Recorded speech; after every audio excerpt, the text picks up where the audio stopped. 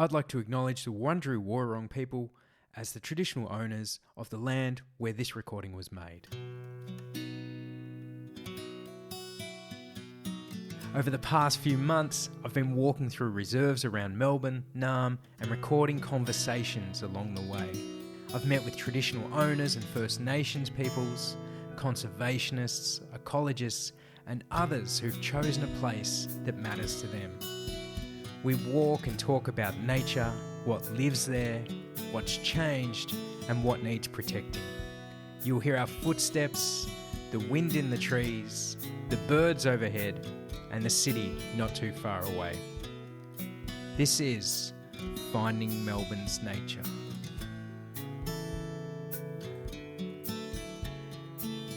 If you drive out into the west of Melbourne, you're no doubt going to pass some new housing estates. You'll pass some grasslands too. And if you're lucky, you'll reach some beautiful woodlands.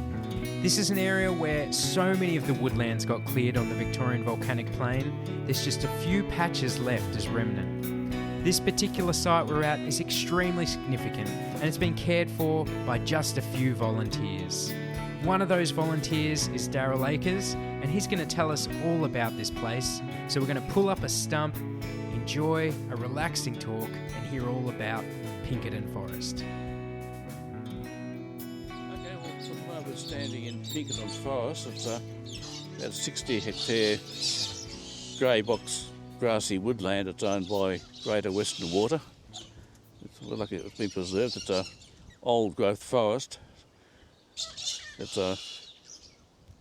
when the reserve was first created, there was just a whole lot of old, very ancient grey box trees that were slowly dying and the forest was disappearing. But then Western Water, they decided to create a reserve there, and once that happened, grazing was removed. Now the trees are growing back, so you can see plenty of small grey box trees which weren't here originally. It was just the old trees and nothing else, and a forest of box thorns. But the box thorns they've been cleared out over many years. Smaller grey box trees, they're growing again, so the forest is regenerating itself. Massive numbers of tree hollows, but obviously not enough because the birds are squabbling rather viciously about possession of the hollows. It's home to wedge-tailed eagles, whistling kites. We've had a pair of white-bellied seagulls. They nested here twice about 10 years ago. They had a battle with the wedge-tailed eagles and they won the fight and they nested here, but a couple of years later the wedgies came back and it was their territory again. But at the moment they keep out of the forest because the whistling kites are nesting and they exclude them. The wedge-tailed eagles, I think they're nesting down on the river at the moment. So we've got about 4 different pairs of wedge-tailed eagles in this various vicinity here and along the river. Other raptors, little eagles sometimes come in here, not at the moment because they're being excluded because of the whistling kites. Peregrine falcons. We had a black falcon here about a month ago. It came and went. Hobbies, brown goshawks, sparrowhawks, brown falcons, black-shouldered kites. They all live here, but they're sort of treading warily at the moment. Yeah, we've got a mob of about 30 kangaroos at the moment. They appeared about 10 years ago. We didn't have any. A few moved from Mount Cottrell, which is into Bush's paddock, so their numbers expanded there because it's mainly grassland. Then we had one old male kangaroo. He lived here for quite a few years on his own. Then with COVID came, we weren't coming out all that often. A few kangaroos moved in here in our absence. They took about 5, then they took 7. Then we've had about 15 or 16 for the last year or so, but last month or so we had about 20, but now we've suddenly got a count of 30 this morning, so they're all being displaced from the new housing belt because there's massive housing development happening out west here, and all the kangaroos, they're all being pushed outwards and they're looking for new homes. So how important does it make a patch of bush like this out in the west? These are very important because most of us gone. This was all covered with bushland, grey box woodland and grassland in patches. But the grassland is virtually all gone because that's just real estate. It's got no economic value, unfortunately. A few patches of woodland left. There's one here, that's about 60 hectares. Another one about 40 hectares, about a kilometre away.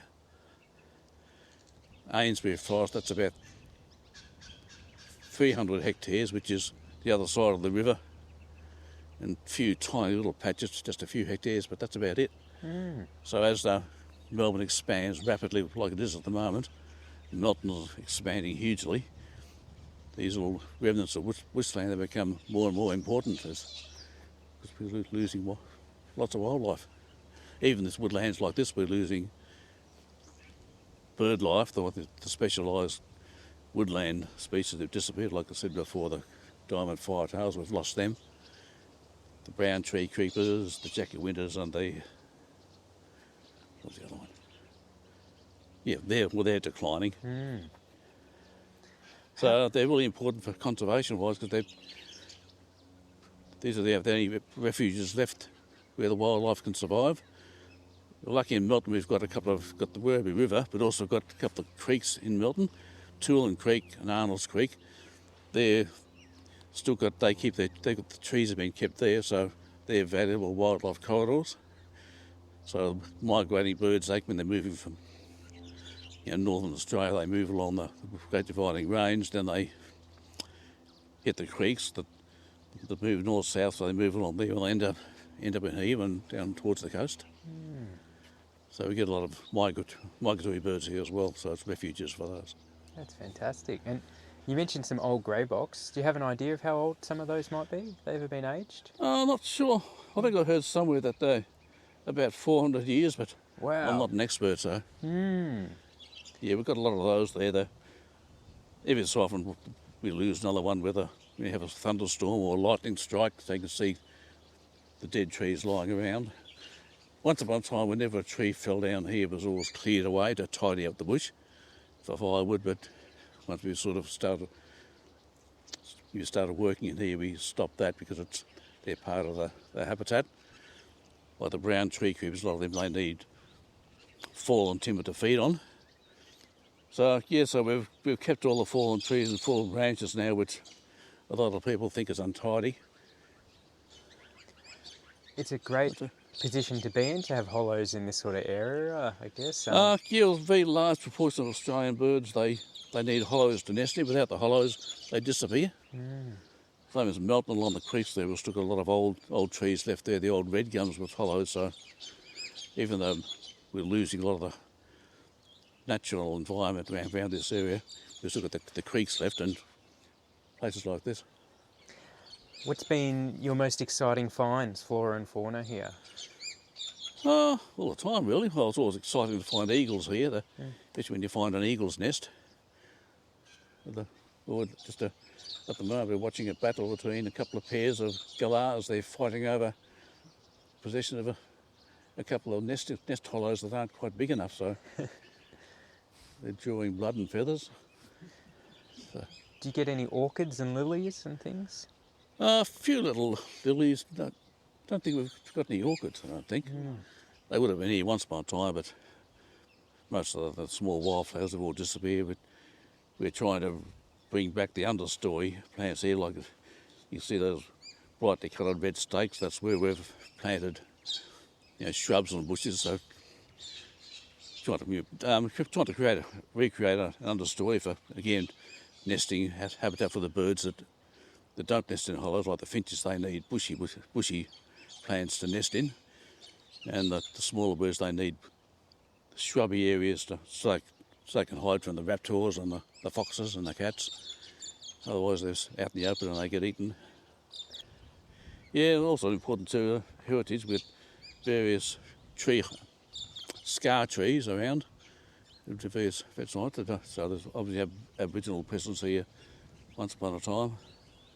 Oh, so there's scar trees around here in the site, yeah? Yeah, a few of them are scattered around there. Wow. We had an Aboriginal elder about 2 years ago, and he found a couple of them that we hadn't noticed before.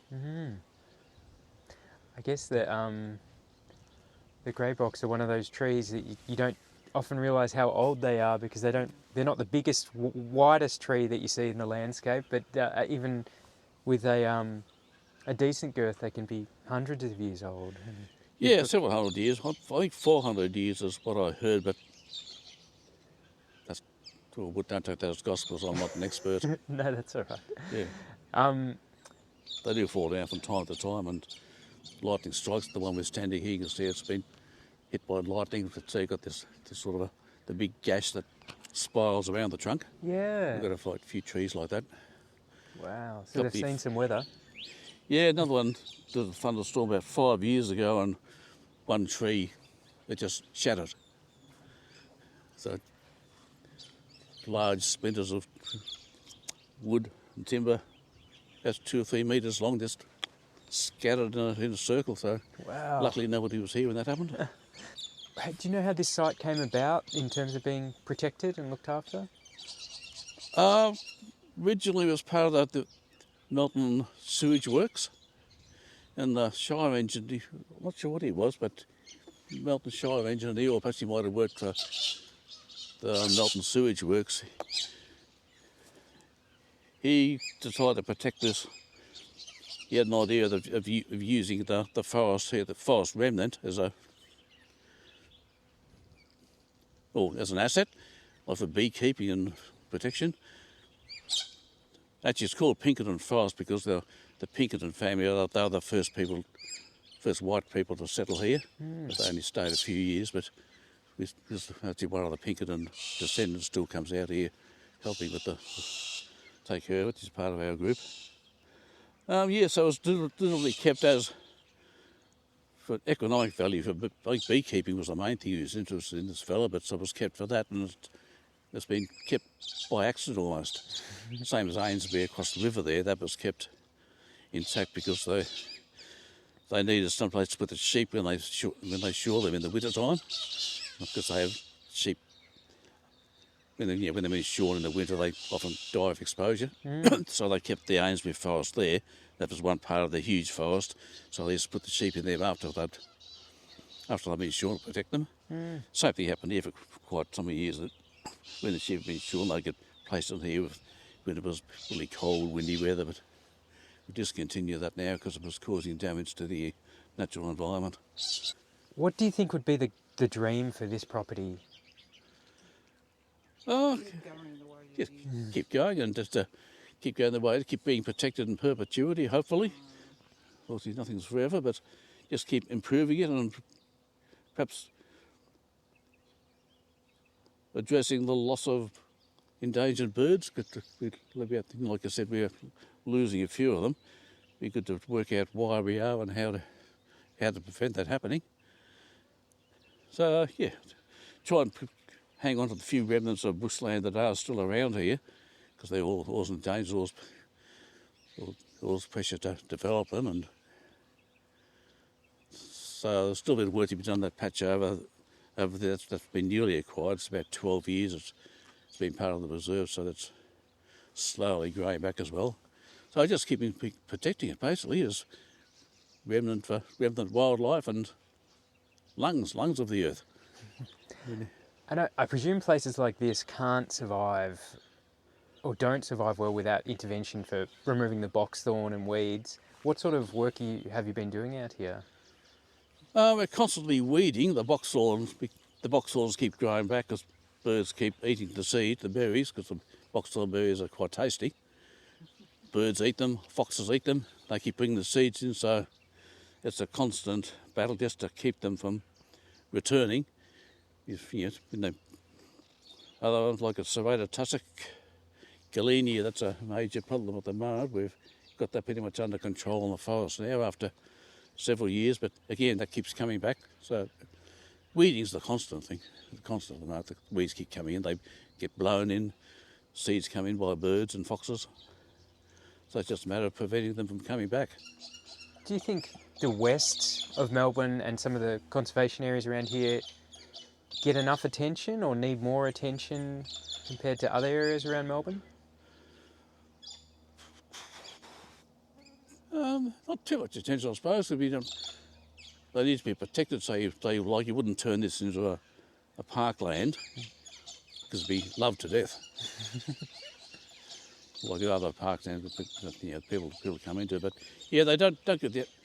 They basically do need more attention, I think, because if people don't know about them, they can be lost. Like Ainsbury Forest across the river there, nobody really knew about that, and before we knew about it, suddenly there's a housing development right on the edge of it, and that's under pressure now. So you need to have public interest in these areas so that people know they're here and know why they're valuable. So otherwise, I can think we lost so easily. We do we've been planting wildflowers as well as the trees and the shrubs. We planted a few wildflowers. I was noticing this morning that the vitidinias, they're all over the place. We planted a few of them 10 years ago in one of the corners, and they're just spreading through the forest, so that can be done. And when you're here volunteering doing this work, what's the reason you feel the need to come and volunteer? Oh, I think that's basically it needs to be done. Like we're making a mess of the entire planet. We're not leaving much of a world for our children and grandchildren. So it's that part, like partly a sense of duty trying to protect and save it, but we enjoy it. Once a week we come out here and enjoy this. Apart from doing the work, weeding's our main job at the moment, spraying and matting, but we also enjoy to be in a sunny day like this, with birds around us. Are you familiar with what's going on with the geology over here at all? It's all volcanic. Mount Cottrell is a low volcano, about 2 k's away, I think. Apparently all the lava here came from Mount Cottrell. It's just spread out. It was an old shield volcano, a few million years old. I think it's fairly recent, but it just covered the whole area here with lava. So it's basically basalt and scoria. So a lot of the soil here's got a characteristic reddish colour, from the scoria. And deep down you get patches of black soil, which is from the basalt. It's all volcanic, so it's a specific type of botany. It's also good for grassland apparently, because it dries out quickly and cracks. So grassland grows well out here, and also hardy areas like grey box trees. If somebody was listening to this and they thought, I want to come do something about this, I want to help out, how would you encourage them to get involved? Maybe they're living in Melbourne, maybe they're living in Melton or anywhere. What would you encourage them to do? Oh, just contact us, or probably contact Greater Western Water, because they're publicly available, or contact us really, because Greater Western Water, they'd probably refer them to us, hopefully. We're always looking for more people to come out here to help out. So from time to time we've had school children coming out, and we might have another school group come out here as well. Scouts, Girl Guides. This is an area on the edge of the forest. It's about a 12-hectare area that's been used for disposal of sewage waste, bio-waste for about 25 years. But when Western Water built the new plant, that became redundant, so they asked us if we wanted to plant a forest on it. So which we've been doing. So we're creating grey box woodland on this 15 hectares of previously polluted land. So 15 years later, it's covered in small trees, only a couple of metres tall, but it's gradually turning into a forest. So in about 50 years' time, it should look good. That's pretty rewarding. It is, yeah. That's major. Actually took a surprise when we found out that the project was 15 years old, but yeah, so that showed a lot of vision on the part of Greater Western Water for doing that. Just that's changed the practices and suddenly had some vacant land, and they decided they'd replant it with the original bushland, which we've been doing. That's great. And have you put a lot of trees into the property? Yeah, we've done a lot of planting, a lot of trees. We've planted quite a few trees ourselves, and Western Water have organised a few big public tree planting days. They don't all survive because it's had some pretty harsh weather and some droughts, but most of them are surviving, so it's going to take a long time before it resembles a actual bushland again, and before the bird life is slowly returning. The kangaroos, they go in there because there's plenty of grass there. It's mainly pasture grass, but they seem to like it. Wow. So it's a major project, so about 100 years it might look like this. This will be a lot of work though, but weeds is a constant battle. Every time you look around there's another weed appearing, so it costs a lot of money, but we get various grants from different people. Western Water, they match most grants we get. So for planting, weeding is the major chore there, just keeping the weeds down until the trees are big enough to crowd out the weeds. And how many people were in this group? Precious few. So I imagine, is there Five. 5 people? 5, yeah. Wow. The 2 of us are here every week. 6. 6. We've left someone out. Yeah, it was 6. Yeah. 6 people. Wow. Yeah. And Only the 2 of us must be. We're here every Thursday morning. Yep. There's something major on, we all come out. Because I keep thinking about this thing, like, of going, if you think... Hang on, we have a chair, sit down. Yeah, sorry. I just starting to think there's like 5.5 million people in Melbourne now, maybe more across, 6.5 across Victoria. Yep. Don't quote me on any of those numbers, but there's millions and millions of people, and we've got a old growth grassy woodland right on the outskirts of Melbourne, and all these new suburbs that are being built. Yep. We've got a lot of people who do care about the environment.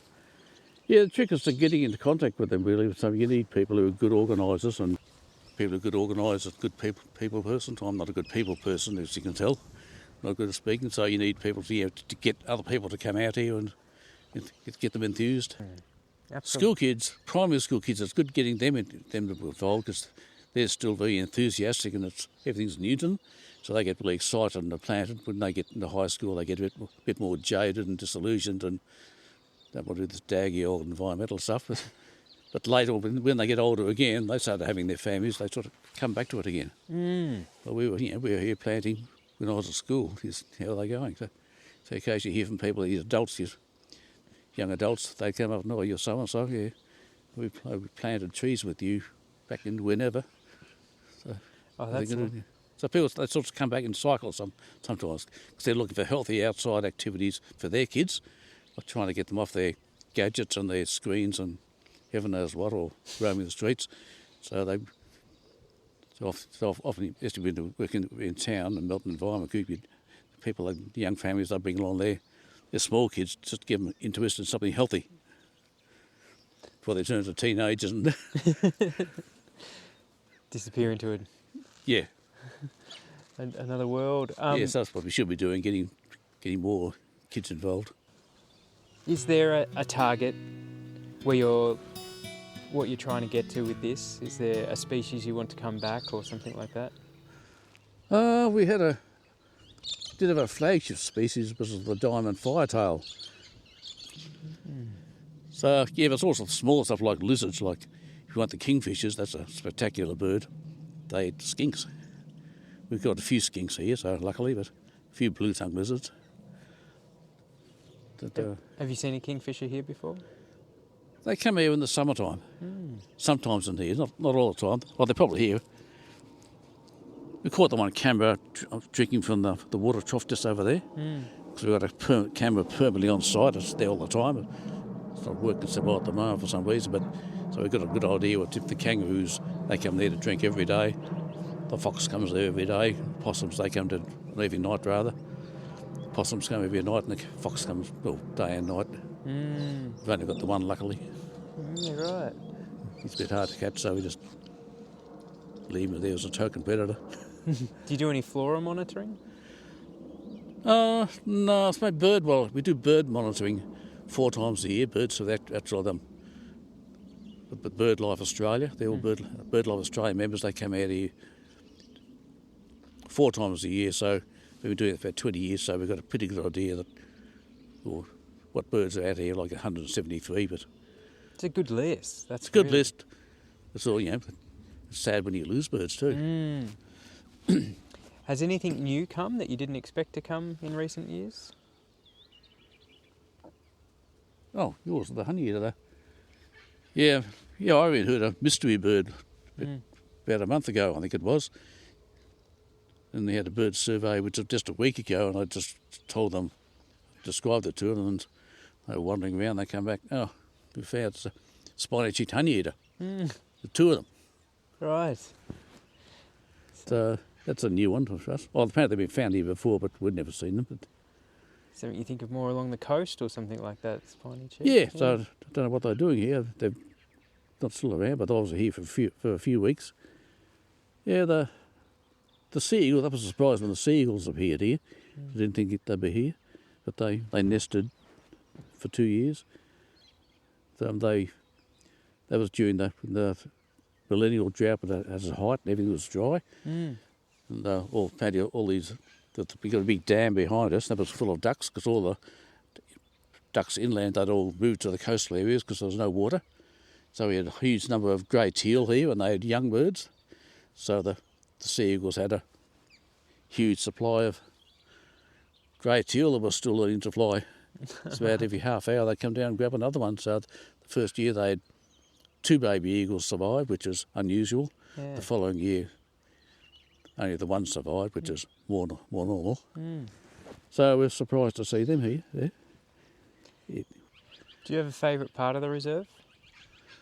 Oh, really? I think it's an old blue box tree, and there's really huge, massive. That's an ancient tree. I suspect that's probably a few thousand years old, perhaps. It's really? Not like that, but actually, this is quite nice. We used to come here after we've had morning tea, and then we come here and have lunch after we've done the work and discuss what we're doing. To visualise that, we're sitting around a huge stump, that's got to be a river red gum stump, I'm guessing. That's would have been a couple of 100 years old. At least, yeah. That was relocated from down along the river. Mm-hmm. There's a whole stack of them there. They were cut down from the old days, and they suggest they bring one up here used as a table. So which they've done. So we need to level it though, because things tend to roll off. I noticed it's got a bit of the so castle pool table sort of vibe, hasn't it? It's sort of... So one of our members is going to bring something. You're going to lift it up, and we're going to put some chocks underneath to make it level so our drinks don't slide off. So it's just, probably my favourite spot here, I suppose, because you can get a good view. We've seen here before, we had the kangaroos. They all came hopping just around just near the tree over there, and between them, and they didn't know we're here, and suddenly they all stopped and they continued in there. So sort of counted 17 hopping over the fence. They disappeared into there, and then more of them came there, and then they stopped and saw us, and they milled around and eventually moved back behind us. So we had, for about 15 minutes, we had these about 29 kangaroos just looking at us. That was pretty impressive. Yeah, we get to. That's what we come back for. Yeah, galahs nesting, wedge-tailed eagles. Usually we see them at least once here, but not at the moment because the whistling kites are very territorial. Normally you see them flying around too. They're whistling. They usually circle around and check out what we're doing, because I would like to know it's here, but they're very quiet at the moment. Now they're on the nest. They don't want to bring attention to themselves, I'm guessing. And with the density of some of the urban areas that are around here, and it is, I don't know what the scientific term is, but I'll say chock-a-block, like the houses are really tight against each other. Yeah. Do you think that's a worry. It is a worry. Do you think the importance of places like this, where we can sit here around a table, listening to the birds, looking at an old growth forest, not too far, maybe 10 minutes away from major development, how important is that to you as a community member? Oh, to us personally it's really important, but it's more, we enjoy what we're doing. We love being here, otherwise we wouldn't do it, but it's more important that it's kept here. It's a part of the landscape that was been here for millions of years, and it's all just vanishing. Yeah, soaking up the carbon dioxide that's expanding in the air. So, it's just cleaning the air, like I said. They're like the lungs of the planet. So, the more we lose, the less healthy the planet's going to become. Won't worry me so much because I'm not going to be here for very much longer. But I've got children, grandchildren. There's not much of the natural landscape left on the volcanic plains. There was once grassland with patches of woodland like this, but it's all disappeared. I think it's a magic place. It is really magic. I can see why you're out here, and I, as someone who's worked in conservation, I'm just happy this exists, And couldn't come out here. The fact that it's here, that's important. Yeah, and it exists because you guys have looked after this place. Yeah, also the vision of the Western Water for making it so. Yeah. Without them, we couldn't do it. If they decided to get rid of it, they could. Well, there are various agreements there, but they decided it's worth keeping. Well, that's another episode. If you're interested in hearing more episodes, check out findingmelbournesnature.com, check us out on social media, and listen to us on your favourite streaming services. I also say, why don't you go down to Pinkerton Forest and lend a hand if you get a chance. It's a beautiful place, and I think you'll like it. Thanks for listening.